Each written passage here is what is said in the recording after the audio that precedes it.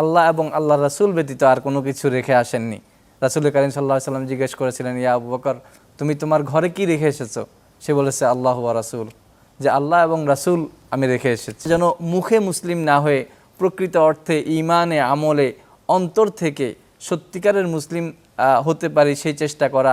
তরুণ আলেমে দিন, ইসলামী চিন্তাবিদ এবং খ্যাতিমান ইসলামিক আলোচক, পরিচিত মুখ মোহতারাম আবু বকর মাক্কি। আসসালামু আলাইকুম ওয়া রাহমাতুল্লাহি ওয়া বারাকাতুহু। ওয়ালাইকুম আসসালাম। ভালো আছেন মোহতারাম? আলহামদুলিল্লাহ, আল্লাহ ভালো রেখেছে। তাহলে আমরা মোহতারাম আবু বকর মাক্কির কাছে চলে যাচ্ছি। একই বিষয় যে আসলে সাহাবীদের যে আত্মত্যাগ, আমরা তো এমনি এমনি ইসলাম পেয়েছি, ইসলামের জন্য নিজেকে উৎসর্গ করা বা বড় কোনো ত্যাগ তিতিক্ষার মুখোমুখি হলে সেখানে নিজেকে বিলিয়ে দেওয়া, এরকম চিন্তা চেতনা আমাদের অনেকের মধ্যেই নেই, যেটা সাহাবীদের মধ্যে ছিলেন। তো এখন আপনার কাছে যে বিষয়টি জানতে চাচ্ছি, যে সাহাবী রিদওয়ানুল্লাহি আনহুম আজমাইন, তারা তো একদিকে দুনিয়া আর একদিকে হচ্ছে ঈমান। ঈমানের তাগাদায় যখন প্রয়োজন হয়েছে দুনিয়া ছেড়ে দিয়েছে, দুনিয়ার সমস্ত জিনিসগুলোর লোভ তারা বিসর্জন দিয়েছে শুধুমাত্র ঈমানের দাবিতে। তো আমাদের আসলে এখান থেকে কি শেখার আছে? কেন আমরা পারতেছি না?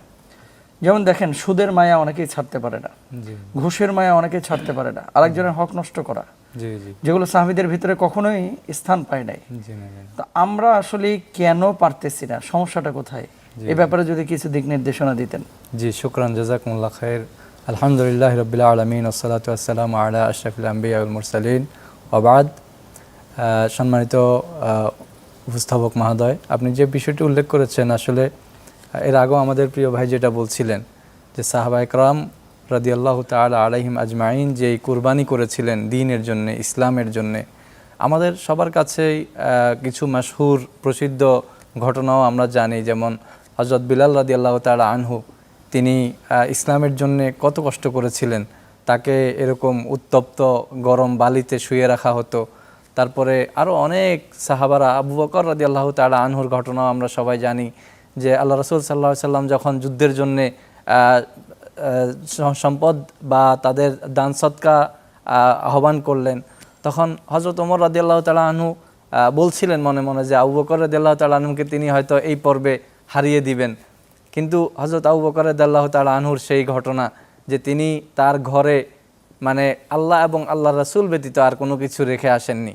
রাসূল করিম সাল্লাল্লাহু আলাইহি সাল্লাম জিজ্ঞেস করেছিলেন, ইয়া আবু বকর, তুমি তোমার ঘরে কি রেখে এসেছো? সে বলেছে, আল্লাহ ওয়া রাসূল, যে আল্লাহ এবং রাসূল আমি রেখে এসেছি। তো সেখানে এই ঘটনাগুলিও আমাদের কাছে প্রমাণ করে যে ইসলামের জন্য সাহাবায়ে কেরামের ত্যাগ তিতিক্ষা এবং শহীদ হওয়ার বিষয়টা তো বলাই বাহুল্য, যে উহুদের যুদ্ধে ৭০ জন সাহাবী দ্বীনের জন্য কুরবানি গ্রহণ করেছেন, শহীদ হয়েছেন। তারপরে দ্বীনের জন্যে খন্দকের যুদ্ধে ১৪ জন সাহাবী শহীদ বরণ করেছিলেন। আমাদের এই যে আমরা মুসলিম পরিচয় নিজেদেরকে দিয়ে থাকি, আমরা যদি এই ঘটনাগুলি উপলব্ধ করি, আমরা যদি রিয়েলাইজ করি, স্মরণ করি যে সাহাবায়ে কেরাম এত কষ্ট করেছেন, না খেয়েছিলেন, পরিবারে অভাব ছিল, এত কিছুর পরেও তারা তাদের ঈমানকে বিক্রি করেননি, তারা তাদের আদর্শকে কারো কাছে বিলিয়ে দেননি।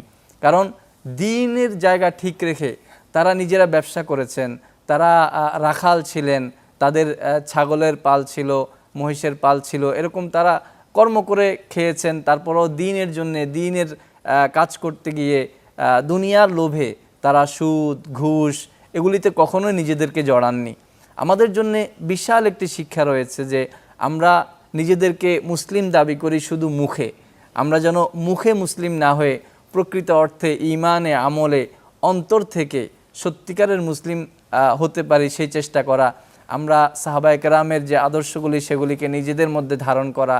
আমরা আমাদের যদি খারাপ কোনো অভ্যাস থাকে, সুদের লেনদেনের কোনো যদি আমাদের অভ্যাস থাকে, সেটা থেকে আমরা বেরিয়ে আসা। তারপরে আমাদের ঘুষ বলি, ব্যবসা করতে গিয়েও আমরা দেখেন ওজনে কম দিয়ে থাকি, আমরা নিজেদের ২-৪ পয়সা একটু ওজনে কম দিলে লাভ বেশি হবে এই চিন্তায়। কিন্তু আসলে আমরা যে সবাই কিন্তু তাদের সবার নাম আব্দুর রহমান, আব্দুর রহিম, যারা এই কাজগুলি আমরা করছি, এই যে মুসলিম নাম ধারণ করে আমরা পৈতৃক সূত্রে বা বংশ পরম্পরায় ইসলাম ধর্ম গ্রহণ করেছি, কিন্তু সত্যিকার অর্থে ইসলামের যে প্রকৃত শিক্ষা সেটা না থাকার কারণেই আমরা আমাদের সমাজের এই ঘটনাগুলি দেখতে